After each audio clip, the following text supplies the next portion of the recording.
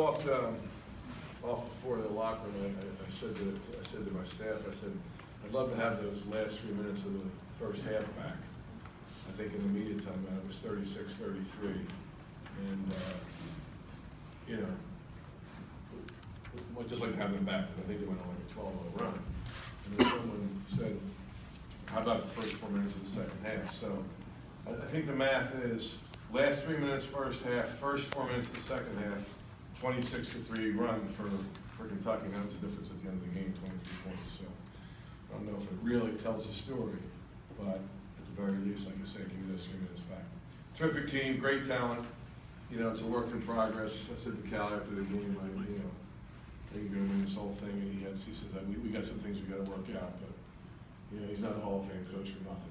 He'll get it all worked out, and they, at the end of the year, they might be cutting on this.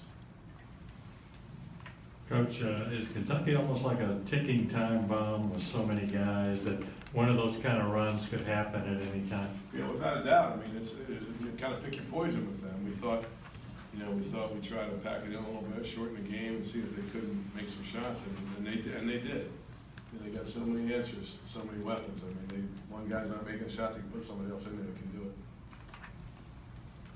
Joe, what do you tell your guys when those guys are in a run like that? How do you try to stem that tide? Yeah, no, it's a lot easier said than done, no matter what you tell them. If those guys get on a roll, that basket's starting to get a little bigger for them, and that's stuff at the top stop a team when they get confident, especially when they're that talented. But the story of that team is not their talent. It's their coach and how he gets them to play so hard. I mean, they play hard. They compete. He's demanding them. He motivates them. He's again, I already said that's why he's in the Hall of Fame. Coach, as you mentioned, you were right in the game toward the end of the first half. You ended up out rebounding them, showed a lot of fight in the first half.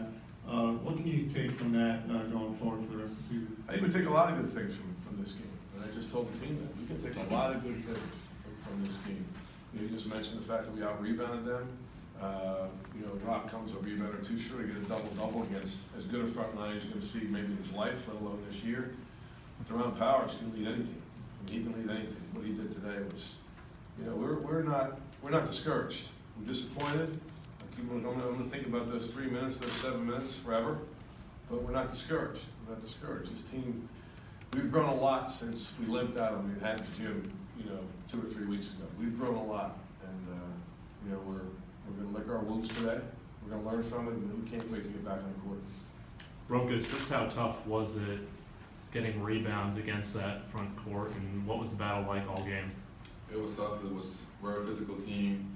Their starting center, Bam, was really boxing me out, and everybody was paying attention, you know, getting rebounds.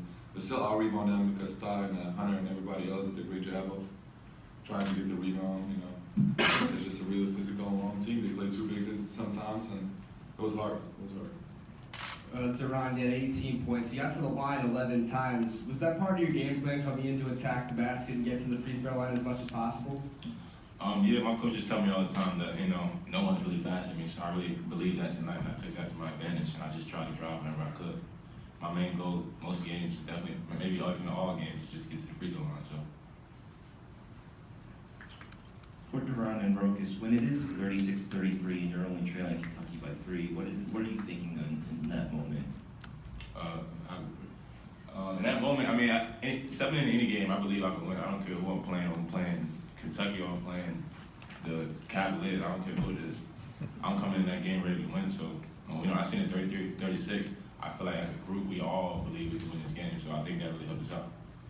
Coach, Justin Wright Foreman, 14 points in 17 minutes. Just talk on behalf of his performance. That was another one of the bright things we could take out of this game. That Justin got together a little bit. He had 3 or 4 weeks of practice where nobody could guard him, and he's just had a little bit of trouble getting his confidence, getting his comfort level back where it should be, and he ought to feel pretty good about the fact that 14 points against Kentucky. So hopefully he can build on that. Brock, what was the atmosphere like?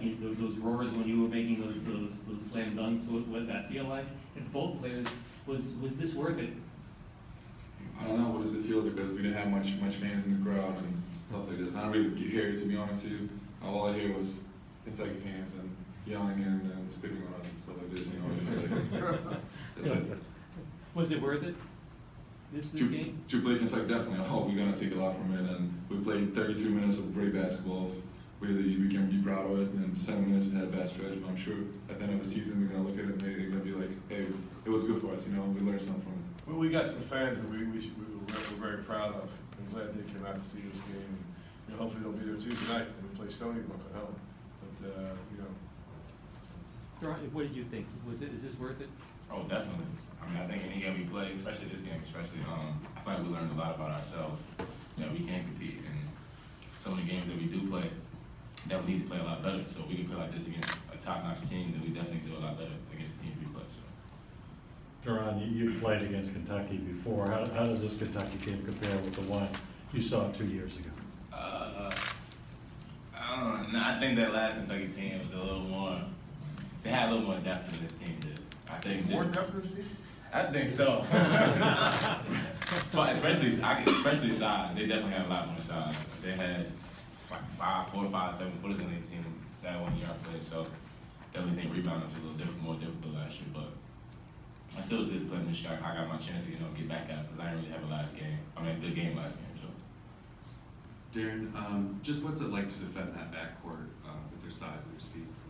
I'm not gonna lie, it's a little difficult because their speed, especially getting back on defense, and them coming at you full speed and having the shooters on the wing, running the wings and stuff like that. So it's a lot difficult. We try to really sprint back on D and build the wall. Hopefully they kick the ball out. We set up in our defense and they set up in our offense. But it was kind of difficult tonight. But I think we did an okay job. Coach, after a game like today, the emotions are probably maybe a bit different when you play another team, but you've got a big rivalry game coming up on Tuesday. Do you know how you're going to kind of handle the emotions, what you say to the team between now and Tuesday? Well, we were already talking about it. Our guys were already shaking their head in the locker room, nodding when I was talking about it. It's a great rivalry game. We can't wait to play again. We want to get this taste out of our mouth. We want to build on what happened today, and if hopefully some of our Hofstra people come out to the game and have a great night because it has the makings of a good college basketball night. Final question right here. Coach Cal's talked a lot about he thinks opponents are going to try to sag the defense into the lane and invite them to shoot the threes. How tough are they if they're making the threes? I don't know how you can beat them if they're making the threes. I really don't.